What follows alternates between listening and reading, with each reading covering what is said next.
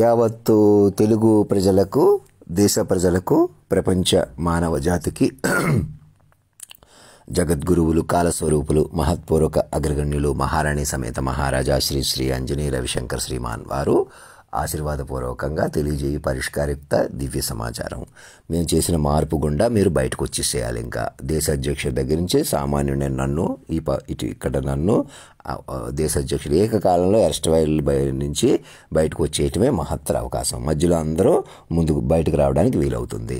ఇంకా మనుషులు కొద్దీ లేదు. అప్పటికప్పుడు ఏదో ఒక రకంగా సీసీ కెమెరాలు ఉపయోగించుకుని, రహస్య కెమెరాలు ఉపయోగించుకుని, భాష ఉపయోగించుకుని ఏదో ఒకటి ఏదో ఒక రకంగా మనిషి ఏమంటున్నాడు చూడొద్దు, మనిషితో సఖ్యత పెంచుకోవద్దు, మాటతో సఖ్యత పెంచుకోవద్దు అని చూసేవాళ్ళు ఆలోచించండి. ఇప్పుడు కూడా నేను ఒక పద్ధతి కోరుకుని ఎందుకు ఒక పద్ధతి వైపు రండి. ఒక్కడి గురించి కాదు, ఒక్కడికి ప్రాధాన్యత వచ్చేస్తే నువ్వు ఒక్కడవే కదా, అలా లేదు. ఇంకా మనం ఎవరు ఒక్కళ్ళు లేవు. ఇంకా అది ఆ కాన్సెప్ట్ పోతేనే మీరు నన్ను తల్లిదండ్రిగా పట్టుకొని కాపాడుకోగలరు, మీరు బయటపడగలరు. తల్లిదండ్రి, గురువు ఏ రూపంలో ఉన్నారో ఆలోచన రూపంలో ఉన్నారు, మాట రూపంలో ఉన్నారు. అనకాపల్లి నుంచి పంచభూతాలనే శాసించిన ఇవాళ పంచకట్టు, ఆహార్యం, వెంకయ్య నాయుడు గారి గెలుపు, ఆయన పదవి, ఆయన మాట్లాడే తీరు కూడా ముందే ఉన్నాయి. అలా ఉంది ప్రపంచం.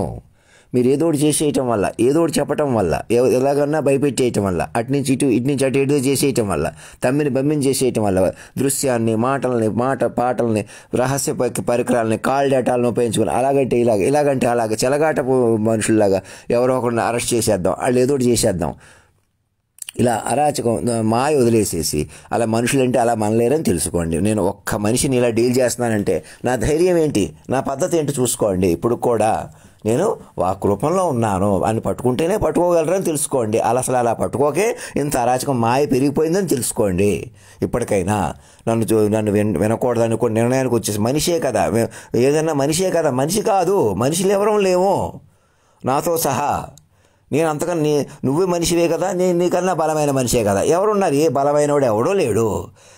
ఆల్రెడీ పెళ్లి చేసుకుంటున్న వాళ్ళు, ఇప్పటికే పెళ్ళి అయిన వాళ్ళు, దిల్ రాజు లాంటి వాళ్ళు, మా సింగర్ ఎవరో కోహ్లీ కాదు, సునీత కానీ ఇంకా ఎవరెవరు సెలబ్రిటీస్లో పైకి హైలైట్ చేస్తూ మిగతా అనేకలను అటు చేసేసి ఏ బంధం కూడా చెల్లదు. మొదట నన్ను నా మనసుని కలపాలి. దిల్ రాజుకి, సునీతకి, అందరికీ చెబుతున్నాను. ప్రతి ఒక్కరికి మీరు హైలైట్ పర్సన్స్కే కాదు, ఇంకెవరెవరిని మేము ఇలాగే ఉంటాం, కలిసి ఉంటాం, నాకు పిల్లలు కూడా పుట్టేశారు కాబట్టి మాదే సంసారం, మేమే పిల్లలం అని ఎవరెవరు మీరు ఏదైనా చేసి ఉండొచ్చు. ఒక మణిబాబు కుటుంబాన్ని అటు చేసో విజిట్ చేసో ఎవరో ఒకరికి ప్రాధాన్యత రాకూడదు అని మీరు అనుకోవటం, అలా ఆ నెపంతో నన్ను ఆ పక్కకి తీసుకెళ్ళాలి, ఆ మనుషుల్లోకి తీసుకెళ్ళాలి, వాళ్ళు మనుషుల కొద్దీ ప్రాధాన్యత ఇవ్వాలి, మీకు మనుషుల కొద్దీ ప్రాధాన్యత రావాలి. ఎవరికి లేదు అలాగా. నేను మనిషినే, నన్ను కదిలించారా, నేను ఇలా రోడ్డు మీద నడిచి వెళ్తున్నానా, నాకు సెక్యూరిటీ లేదు, ఎవరికీ సెక్యూరిటీ లేదు. అప్పుడు కూడా ఇలా పోలీసులు, కానిస్టేబుల్ కొద్ది మేమేదో చేసేయగలం, మేము ఏదైనా చేసేయగలం, మేము ఇలా ఊళ్ళ మీద పడి మేము ఇలా వసూళ్ళు కొద్దీ, డబ్బులు కొద్దీ, వస్తువులు కొద్దీ, మా పిల్లల కొద్దీ, మా కార్లు కొద్దీ, మా మేళ్ల కొద్దీ మేము బతికేస్తాం అని ఎవరికీ లేదు. ఇలా మధ్యలో హాస్టల్ రామకృష్ణ లాంటి వాళ్ళు ఏదో ఒకటి అడ్డం పెట్టుకుని గబుక్కు నాకు ప్రాధాన్యత ఇచ్చేస్తే, ఇలా నేను కిందకు వస్తే, ఇలా పక్కకు వస్తే, ఇలా నా ముందు కూర్చుంటే, ఇలా ఆ మమకారం కూడా వదిలేసేయండి. అలా గబుక్కుని అలా చెప్పాలి అనే ఉందా, రూల్ ఉందా, పద్ధతి ఉందా? అదే నన్ను పద్ధతిగా పట్టుకుని చక్కగా ఆధార్ కార్డు అడ్రస్ ప్రకారం ప్రెసిడెంట్ నుంచి ఫ్యాక్స్ ఇప్పించుకుని, గవర్నర్ నుంచి కమిటీ వేసుకుని అలా ఒక పద్ధతిగా వద్దు, రాయల్టీ వద్దు, తమాషా చేసేయండి, ఎలా కూడా చేసేయండి, అవసరమైతే ఏదో ఒకటి చేసేయండి అని ఎవరు రెచ్చగొడుతున్నారు? అలా అప్పుడు కాబట్టి మీరు రెచ్చిపోతూ ఇంకొకళ్ళు రెచ్చగొట్టుకుంటూ అలా మనం ఎటు వెళ్తున్నాం ఆలోచించుకోండి. ఇప్పుడు కూడా నేను పంపిన మెసేజ్ ప్రకారం సుప్రీంకోర్టు జడ్జిలు కూడా కూర్చుని ఆలోచించుకోవాలి. ఏయో కేసులు నడపడానికి లేదు.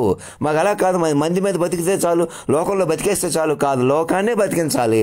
లోకేశ్వరుడినే మీరు దారిలో పెట్టుకోవాలి. ఆయన మానవ రూపంలో, వాక్ రూపంలో ఉన్నాడు. అంతేగాని నేను ఏ డ్రెస్ వేసుకోవాలో, నేను ఎలా ఉండాలో, అది నా యొక్క నేను మీకు ఎలా కనిపించాలో, ఎలా బెస్టో కనిపించాలో కూడా చెప్పాను. నేను వేసుకున్న డ్రెస్సే ఒక 10 కోట్లు ఉండాలి, నా నెత్తి మీద కిరీటమే ఒక గాలి చెప్పుల దాకా. ఎందుకు చెప్తున్నాను? అలాంటి డ్రెస్ ఉత్సాహంగా మీరు నన్ను పట్టుకుని నన్ను చెప్పుకోవడం వినటం వల్ల మా నుంచి మొత్తం నుంచి బయటకు వచ్చేస్తారు. మీ పిల్లలు, సంసారం, నేను ఈ ఉద్యోగంలో ఉన్నాను, నేను ఈ పొజిషన్లో ఉన్నాను, ఏమీ చెల్లదు.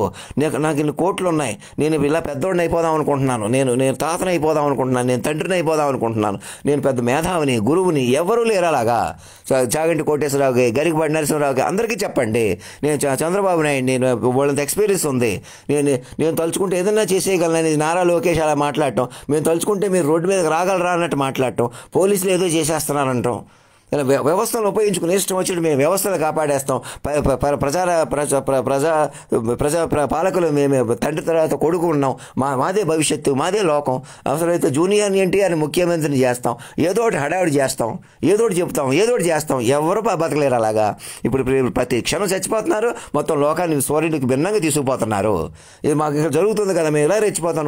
నువ్వు బలహీనుడివే కదా, నిన్ను హైలైట్ చేద్దామంటే ఇలాగున్నావు, అలాగున్నా హైలైట్ కూడా ముఖంలో రూపు కూడా మీరు పెంచుకోవడం వల్ల, తపస్సు వల్ల పెరుగుతుంది. అప్పటికప్పుడు ఎవడు హీరోలాగా అప్పటికప్పుడు లోకంలో కనపడుతున్న దృశ్యాలు నిజం కాదు. మీరు అప్పటికప్పుడు విమానాల మీద వెళ్ళినా నిజం కాదు. అప్పటికప్పుడు ఎవరు బతకలేరు. వెంకయ్య నాయుడు కూడా ఒక చోట కూర్చొని చెప్పుకోవాలి, వినాలి. నేను చెప్పినట్టు అప్పుడు ఆల్రెడీ చెప్పేసిన, వినవలసిన, తెలుసుకోవలసిన అలా ఉంది ప్రపంచం. నోట్ చేసుకోండి. మీరు అప్పటికప్పుడు ప్రపంచం పోకుండా నన్ను కూడా ఏదో చేసేయచ్చు, మీరేదో చేసేయచ్చు. మీకు ఎవరికో ఇంకా మనుషులుగా తీరాలి, మనుషులుగా పెరగాలి. ఎవరు లేరు అలాగా. మీరు రెప్పపాటు ఎవరిది లేదు. చెప్పండి. వెంకయ్య నాయుడు ఈ మెసేజ్ చూసిలే చేయండి. దేశ అధ్యక్షుల తక్షణం కమిటీ వేసుకునే చూసుకోండి. ఆయన దగ్గర ఒక రాజదర్బార్ ఇనిషియేట్ చేసేసి అక్కడ ఆయన మెల్లగా కోఆర్డినేట్ చేస్తూ సెంట్రల్ కోఆర్డినేషన్ వెంకయ్య నాయుడు గారిని తీసుకోమనండి. నేను బయటకు వస్తే లోపలికి వస్తే అని చూడకండి. ఎందుకంటే ఇంకా మనిషిగా చూస్తున్నారు మీరు. అసలు నా ఫోటో పెట్టేసుకోమని ఎందుకంటున్నాను, నేను చచ్చిపోయినా మీకు దక్కుతుందని. అది మా లాంటి పెద్దవాళ్ళు అలాగ ఆలోచిస్తాం. అంతేగాని తండ్రి వెనకాల కొడుకు ఫోటో పెట్టుకుని మేమే పెద్దవాళ్ళని చూపించుకున్న వాళ్ళు నమ్ముతారు మీరు. కానిస్టేబుల్ లాంటి వాళ్ళు ఎవరైనా మాకు వాళ్ళ వల్ల మాకు సౌకాలు ఉన్నాయి, మాకు డబ్బులు వస్తున్నాయి, మేము ఇప్పుడు హ్యాపీగా బతికేస్తున్నాం, మేము పైచేయిగా ఉన్నాం, మేము దేవుడిని ఎవరిని లెక్క చేయం, ఏదో రూపాలని విశేషాలని అలాగా తమ్మిని చేసేస్తాం, ఎవరినైనా వేధించేస్తాం, ఎవరినైనా భయపెట్టేస్తాం. బాబాలు, గురువులు, డాక్టర్లు, యాక్టర్లు అందరూ మా చేతిలో ఉన్నారు. మేమే తమాషా చేసేయగలం, ఎవరైనా ఏం చేసేయగలం. మీడియా, పోలీస్ వ్యవస్థ, న్యాయ వ్యవస్థ మొత్తం మా చేతిలోనే ఉండాలి. రాజకీయ నాయకులు చెలగాటం ఆడుకోవాలి. మేము మాకు నచ్చిన వాళ్ళని హైలైట్ చేస్తాం, తమాషా చేస్తాం. ఇలాంటి ఒక అరాచక మాయలో ఉన్నారని తెలుసుకోండి. ఎవరు రెప్పపాటు ఎవరి చేతులు ఎవరు లేరు, నా ప్రకారమే ఉన్నారు. అది కూడా నన్ను కూడా శాశ్వత తల్లి, తండ్రి, గురువుగా, జాతీయ జెండాల అధినాయకుడిగా పట్టుకోవాలి, మనిషిగా పట్టుకోవడానికి లేదు. ఇంకా ఎందుకో జాతీయ జెండాని మనం రెస్పెక్ట్ చేస్తాం, ఏదో జెండాను రెస్పెక్ట్ చేయాలి, జాతీయ జెండాను రెస్పెక్ట్ చేయడం కాదు, పునర్నిర్మించుకోవాలి, జీవం పోసుకోవాలి. జీవం అక్కడ ఉంది. అది మీరు ఒక మనిషి కాదు, మనిషి మించి ఉంటాడు ఎప్పుడు కూడా. అతను పెంచుకోవాలి సదా. అతని మీద ఇంత దేశ అధ్యక్షుడైనా నేను అప్పుడు అతని ప్రతినిధిని అని అనుకోవడం వల్లే సామాన్యుడు ఎవరో కాదు, సామాన్యుడి నుంచి వచ్చాడు అని మీరు అదే సగర్వంగా గొప్పగా ఇప్పుడు దాకా చేస్తున్నారు. మోసాల నుంచి, అజ్ఞానం వల్ల జరిగినాయండి అని మీరు అందరి మీద పెట్టేసుకుని చక్కగా మళ్ళీ ఒకరు గొడవలు, ఇద్దరు గొడవలు చూపిస్తే పాపం భారం అందరి మీద ఉండిపోతుంది. ఎవరు బయటికి రాలేరు, అందరూ బ్లాక్ అయిపోతారు. నోట్ చేసుకోండి. నన్ను ఇంకా డిస్టర్బ్ చేశారా, నన్ను మామూలు మనిషిగా చూసారా, వదిలేశారా, ఇంకా డిస్టర్బ్ కొనసాగిపోతుంది. అందుకే నేను మరణించిన నా ఫోటో పెట్టేసుకోండి, నేను ఆప్షన్ కూడా ఇచ్చేసాను. అలాగే నేను మనిషిగా బతికేస్తాను, నేను అలాగా మనిషిగా వెలిగిపోతాను అంటలేదు. మీరు ప్రతి ఊళ్ళో ప్రతి మనసు మార్చడం వల్ల పోలీస్ నెట్వర్క్ అందుకే ఉంది, కాల్ డేటాలు అందుకే ఉన్నాయి, మొబైల్ టెక్నాలజీ, ఫేస్బుక్లు, వాట్సాప్లు అందుకే ఉన్నాయి. కానీ కమ్యూనికేట్ కూడా చేసుకోనివ్వకుండా, ఎప్పటి నుంచో కమ్యూనికేషన్ ఆపేసి మీరు కమ్యూనికేట్ చేయనివ్వకుండా ప్రవర్తిస్తున్న తీరు మిమ్మల్ని మీరు చంపేసుకోవడం, యావత్ మానవ జాతిని చంపేయటం అని తెలుసుకోండి. ధర్మం రక్షతి రక్షత, సత్యమేవ జయతే.